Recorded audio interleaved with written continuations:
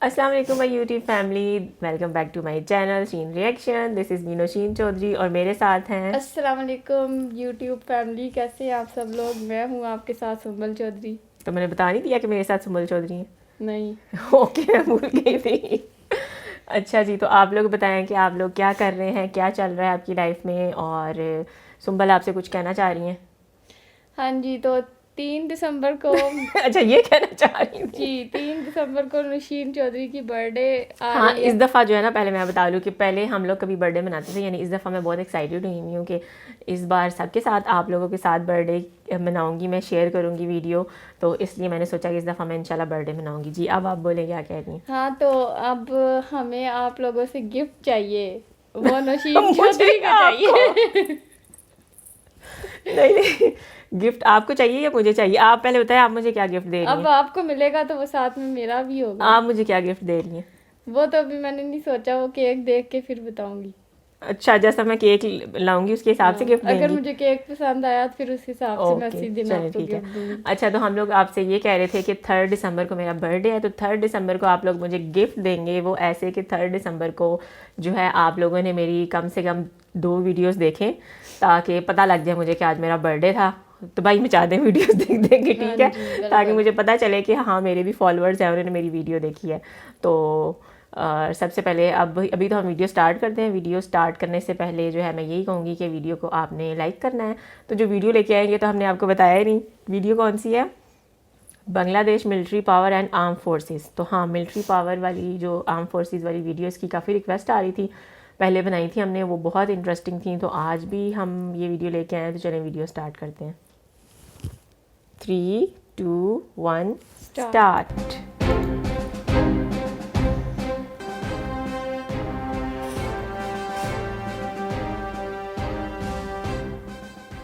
Hello दोस्तों, कैसे हो आप लोग। आप सभी का स्वागत है हमारे चैनल सोशल लाइफ में। आप देख रहे हैं हमारी स्पेशल सीरीज सोनार बंगला और आज का एपिसोड है 25। और इस एपिसोड में दोस्तों हम मोस्ट रिक्वेस्टेड टॉपिक के बारे में बात करने वाले हैं। हम बात करने वाले हैं बांग्लादेश की आर्मी के बारे में। इसी के साथ साथ बांग्लादेश की मिलिट्री रैंकिंग, बांग्लादेश की इक्विपमेंट्स के बारे में भी बात करेंगे।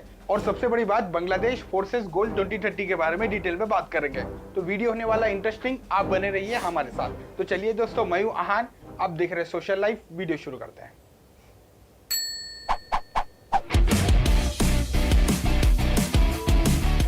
दोस्तों, किसी भी कंट्री के लिए ह्यूमन रिसोर्सेस, नेचुरल रिसोर्सेस और टेक्नोलॉजी एक इंपॉर्टेंट रोल अदा करती है कंट्री की डेवलपमेंट के लिए और कंट्री के डिफेंस के लिए।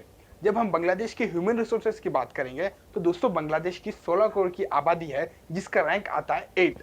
और बांग्लादेश के पास 37 मिलियन मैन पावर है। और उसी के साथ साथ 3.3 मिलियन यानी 33 लाख लोग हर साल मिलिट्री एज पे आ रहे हैं। ये एक बड़ा नंबर है। उसी के इम्प्रेसिव। साथ साथ जब हम नेचुरल रिसोर्सेज की बात करेंगे तो बांग्लादेश के पास 1,47,000 स्क्वायर किलोमीटर लैंड एरिया है, जिसका रैंक 95th है। तो बांग्लादेश के पास 28 million barrel proven oil reserves है और daily 4,000 barrel oil Bangladesh produce करता है, लेकिन 1,19,000 बैरल पर डे कंज्यूम करता है। तो इससे हम समझ सकते हैं कि बांग्लादेश कितना इंपोर्ट ऑयल पे डिपेंडेंट है। और जब हम टेक्नोलॉजी की बात करेंगे तो बांग्लादेश इसमें अभी बहुत पीछे है और अपना ज्यादातर military equipment Bangladesh China, US, UK, Turkey, Russia ऐसे बड़े बड़े कंट्रीज से इंपोर्ट करता है। दोस्तों, बांग्लादेश का कोस्ट लाइन 580 किलोमीटर का है और बांग्लादेश के बॉर्डर की लेंथ 4,413 किलोमीटर की है। और उसमें से सिर्फ इंडिया के साथ 4,100 किलोमीटर की लेंथ बांग्लादेश शेयर करता है। तो वैसे तो मार्च 1971 से बांग्लादेश की आर्मी ऑपरेट कर रही है, लेकिन 21 नवंबर 1971 को ये ऑफिशियली डिक्लेयर किया गया है। दोस्तों, यूनाइटेड नेशंस की पीस कीपिंग मिशन में बांग्लादेश ने एक इंपॉर्टेंट रोल अदा किया है। 1988 में इराक ईरान वॉर के आर्मिस्टिस के समय बांग्लादेश ने पहली बार अपने forces United nation peace keeping mission के लिए भेजा था और तभी से अलग अलग पीस कीपिंग मिशंस में बांग्लादेश के फोर्सेस इन्वॉल्व है। इतना ही नहीं, 2017 में बांग्लादेश ने 7,246 मिलिट्री पर्सनल भेजे थे अलग अलग यूनाइटेड नेशंस के पीस कीपिंग ऑपरेशंस के लिए। और टोटल 10 ऑपरेशंस में बांग्लादेश के मिलिट्री पर्सनल्स इन्वॉल्व है। और अभी 2018 में बांग्लादेश सेकंड लार्जेस्ट कंट्रीब्यूटर है यूनाइटेड नेशंस की पीस कीपिंग मिशन में, इंडिया के बाद। और बांग्लादेश के इस 30 साल के सपोर्ट को यूनाइटेड नेशंस ने अप्रिशिएट भी किया है, लेकिन इसके लिए एक बड़ी कीमत बांग्लादेश को चुकानी पड़ी है। 130 मिलिट्री पर्सनल ने अपनी जानें दी है और इसमें से 84 बांग्लादेश की आर्मी के थे और बाकी सभी दूसरे इंस्टीट्यूशंस में इन्वॉल्व थे। और अभी बांग्लादेश के मिलिट्री पर्सनल 2,25,000 है, जिसमें से 1,60,000 एक्टिव और 65,000 रिजर्व पर्सनल है। और 2018 का डिफेंस बजट $3.45 बिलियन था और ये टोटल बजट का 6.3% है और जीडीपी का 1.3%। दोस्तों, बांग्लादेश के आर्म फोर्सेस 3 पार्ट्स में डिवाइड किए गए हैं। एक है बांग्लादेश की आर्मी, दूसरी है बांग्लादेश की एयरफोर्स और तीसरी है बांग्लादेश की नेवी। और बांग्लादेश की आर्मी और एयरफोर्स दोनों का हेडक्वार्टर ढाका कंटेनमेंट में है, जबकि बांग्लादेश की नेवी का headquarter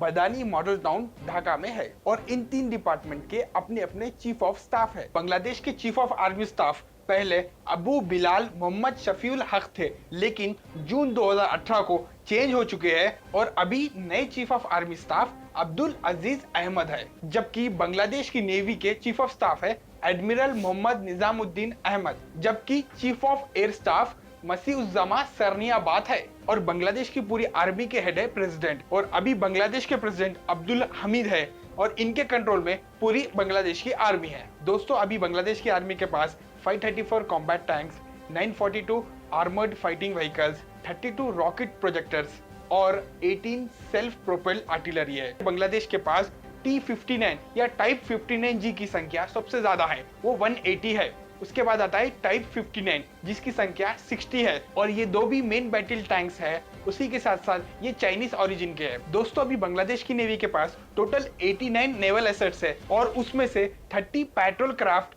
6 frigates, 5 mini warfare craft, 4 corvettes, 3 major ports और 2 सबमरीन्स आते हैं। दोस्तों, बांग्लादेश में 18 सर्विसेबल एयरपोर्ट्स है, जबकि बांग्लादेश की एयरफोर्स के पास 173 एयरक्राफ्ट्स है। उसमें से 71 ट्रांसपोर्ट एयरक्राफ्ट्स है, 45 अटैक एयरक्राफ्ट, 45 फाइटर एयरक्राफ्ट्स है और टोटल 64 हेलीकॉप्टर है, लेकिन एक भी अटैक हेलीकॉप्टर नहीं है। इसीलिए बांग्लादेश की गवर्नमेंट Mi-35 खरीदना चाहती है रशिया से। ये एक अटैक हेलीकॉप्टर है और बांग्लादेश बहुत जल्द एक डील कर सकता है रशिया से इस हेलीकॉप्टर को खरीदने के लिए। तो दोस्तों, अब हम देखते हैं कि बांग्लादेश की मिलिट्री कितनी पावरफुल है और अपनी कंट्री को कैसे डिफेंड कर सकती है। और इसके लिए हम ग्लोबल फायर इंडेक्स की रिपोर्ट देखेंगे। ये ऑर्गेनाइजेशन हर साल रिपोर्ट पब्लिश करती है वर्ल्ड की मिलिट्री स्ट्रेंथ को लेकर और 2018 में भी इसने रिपोर्ट पब्लिश किया है ग्लोबल फायर पावर इंडेक्स 2018 के नाम से। और दोस्तों, जो भी कंट्री 0.000 स्कोर लाती है वो पूरी तरीके से परफेक्ट है, लेकिन जो एल्गोरिथम्स यूज करती है ग्लोबल फायर अपने कैलकुलेशंस के लिए, उससे कोई भी कंट्री 0.000 स्कोर नहीं ला सकती।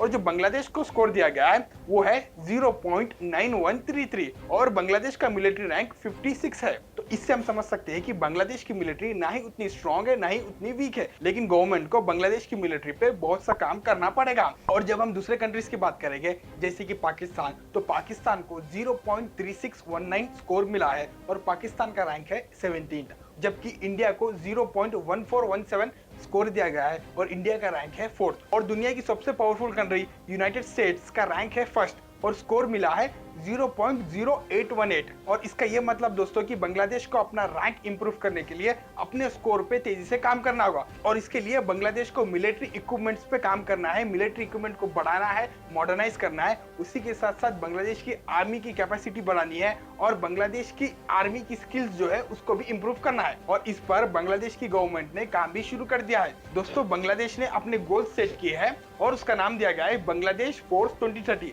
यानी 2030 तक बांग्लादेश की आर्मी को पूरी तरीके से मॉडर्नाइज बनाना चाहती है, बांग्लादेश के मिलिट्री इक्विपमेंट्स को बढ़ाना चाहती है और बांग्लादेश की आर्मी की जो ट्रेनिंग स्किल्स है उसको भी बहुत हद तक इंप्रूव करना चाहती है। और इसी के साथ साथ सबसे बड़ी बात, अपनी कंट्री में खुद के बड़े बड़े डिफेंस इंडस्ट्रीज लगाने का भी गवर्नमेंट का टारगेट है। वैसे तो ये गोल्स 2009 में सेट किए गए थे, लेकिन 2017 में गवर्नमेंट ने फिर से इसको रीडिजाइन किया है। और दोस्तों, सिर्फ बांग्लादेश की आर्मी ही नहीं, बांग्लादेश की नेवी और बांग्लादेश की एयरफोर्स, इन तीनों को भी मॉडर्नाइज किया जाएगा, इनकी इक्विपमेंट्स की कैपेसिटी को बढ़ाया जाएगा और जो आर्म फोर्सेस है दोस्तों, उनकी स्किल्स को बहुत हद तक इंप्रूव किया जाएगा। उसी के साथ साथ बांग्लादेश में डिफेंस इंडस्ट्रियल कॉम्प्लेक्स लगाने का भी गवर्नमेंट का टारगेट है।